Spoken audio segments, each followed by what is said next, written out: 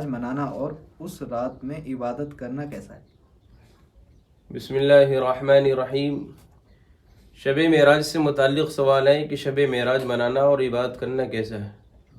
تو دیکھیے، شب معراج اولاً تو یہ بات لوگوں کے ذہن و دماغ میں آ جائے کہ معراج کی پہلی بات یہ ہے کہ کوئی متعین رات نہیں ہے کہ کس رات میں معراج ہوئی۔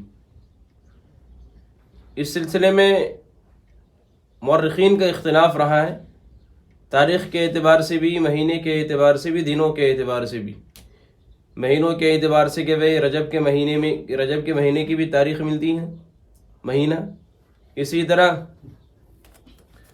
شوال کا بھی، رمضان کا بھی ہے، اور جمادی الاولیٰ کا بھی ہے، جمادی الثانیہ کا بھی ہے۔ اسی طرح اگر ہم تاریخ کے اعتبار سے دیکھیں تو 17 تاریخ بھی اور 27 تاریخ بھی۔ اسی طرح سن دیکھیں تو سن میں جو ہے سن 5 نبوی کی تاریخ ملتی ہے، 6 نبوی کی، 11 کی اور 12 کی۔ تو یہ الگ الگ اختلافات تاریخوں میں، اس قدر اختلاف کے باوجود کوئی حتمی اور نہ متعین سن ہے، نہ متعین تاریخ ہے، نہ متعین دن ہے۔ تو اس لحاظ سے صرف 27 رجب کو شب معراج منا لینا، تسلیم کر لینا، یہ کوئی عقل مندی کی بات نہیں۔ اسی طرح دوسری بات کہ جو چیز صحابہ کرام جناب نبی کریم صلی اللہ علیہ وسلم اور سلف صالحین سے ثابت نہیں کہ آپ علیہ الصلوۃ والسلام کو معراج ہوئی اور معراج کے بعد آپ علیہ الصلوۃ والسلام دنیا میں کئی سال رہے، 18 سال بھی اور اس سے کم بھی، لیکن آپ نے پوری زندگی میں کبھی بھی شب معراج کو اس طرح نہیں منایا کہ بھئی آپ اس رات میں عبادت کرو، اس رات میں یہ کرو، وہ کرو، یا اگلے دن روزہ رکھو۔ یہ صرف بات کی چیزیں ہیں جسے لوگوں نے گھڑ لی ہیں۔ اسی طرح شب معراج سے متعلق جب بات آئی تو ہمارے معاشرے میں دیکھیں بے شمار باتیں رائج ہے کہ شب معراج کی رات میں لوگ شب قدر جیسی اہم رات سمجھتے ہیں کہ شب قدر کی جو فضیلت ہے ویسی فضیلت اس رات کی، شب معراج کی۔ یاد رکھیں، شب قدر کی فضیلت الگ ہے، قرآن سے ثابت ہے، حدیث سے ثابت ہے، لیکن شب معراج کی کوئی فضیلت ایسی نہیں ہے کہ اس رات میں آپ عبادت کریں، اس رات میں جاگیں۔ اور اسی طرح شب معراج سے متعلق کے لوگوں نے نمازیں گھڑ رکھی اپنی طرف سے کہ شب معراج میں یہ نماز پڑھو، یہ نماز پڑھو، پہلی رکعت میں یہ سورت، دوسری میں، تیسری میں یہ سورت، تو یہ ملے گا، وہ ملے گا، اتنا ثواب ملے گا۔ یہ سب گھڑ دباتے ہیں لوگوں کی طرف سے، عوام کی طرف سے۔ اسی طرح شب معراج کے بعد لوگ رات بھر جگتے ہیں اور اگلے دن روزہ رکھتے ہیں، اور اس روزہ رکھنے کے بعد اسے ہزارہ روزہ کے نام سے کہتے ہیں کہ اس ایک دن کا روزہ رکھ لیا تو 1000 روزے کے برابر ثواب ملے گا۔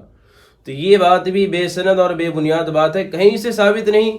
اللہ کے رسول علیہ الصلوۃ والسلام نے کبھی روزہ نہیں رکھا شب معراج کے اگلے دن، نہ صحابہ کرام نے، نہ سلف صالحین نے، نہ اکابرین نے، تبع تابعین نے، کسی نے بھی نہیں روزہ رکھا۔ تو اس لیے یہ ساری باتیں بدعت ہے اور بدعت سے بچنا ضروری ہے۔ اب یہاں ایک سوال یہ ہو سکتا ہے بہت سے لوگوں کی طرف سے کہ بھئی میاں یہ تو نماز پڑھنے سے روک رہے ہیں، عبادت کرنے سے روک رہے ہیں، ہے نہیں؟ ایک سوال ہو سکتا ہے کہ جب بات چھڑ گئی کہ عبادت کرنے سے روک رہے ہیں، تو دیکھیے اصل مقصد عبادت کرنا مقصد نہیں، بلکہ اصل مقصد اتباع ہے، اللہ کا حکم ماننا، اللہ کے نبی کی اطاعت کرنا۔ جب اللہ کا حکم ہو نماز پڑھو تو نماز پڑھو، جب حکم ہو نماز نہیں پڑھو نماز نہیں پڑھیں، جب حکم ہے روزہ رکھو روزہ رکھو، جب حکم نہ ہو تو روزہ نہ رکھو۔ مطلب جیسے حکم رمضان کے روزے کا حکم ہے کہ رمضان کا روزہ رکھنا ہے، اب عید کے دن روزہ رکھنا منع ہے۔ اب کوئی عید کے دن روزہ رکھے کوئی انسان، بظاہر اچھا عمل ہے کہ وہ روزہ رکھ رہے ہیں، لیکن اللہ کی طرف سے منع ہے کہ عید کے دن، میزبانی کے دن، عید کے دن روزہ رکھنا منع ہے۔ تو اسی طرح میرے بھائیو سمجھنے کی بات یہی ہے، ہم یہ کہہ رہے ہیں کہ بات کرنا کوئی منع نہیں، لیکن آپ کسی ایک دن کو خاص طور سے متعین کر لینا، کسی ایک رات کو خاص کر لینا، اسپیشل بنا لینا، جس کا شریعت سے کہیں ثبوت نہ ہو، یہ بے بنیاد باتیں، یہ بدعت ہے۔ اور اسی لیے اس بدعت کو روکنے کے لیے یہ حکم ہے کہ آپ ایسا کام نہ کریں جس سے دین کے اندر نئی بات پیدا ہو جائے اور بدعت بن جائے۔ اسی لیے اس سے روکنا ہر مسلمان کے لیے، رکنا بھی اور روکنا بھی ضروری ہے۔ اگر کوئی غلط کام کر رہا ہو تو خود بھی روکیں اور سامنے دیکھنے والا غلط کام کرنے والے کو روکے۔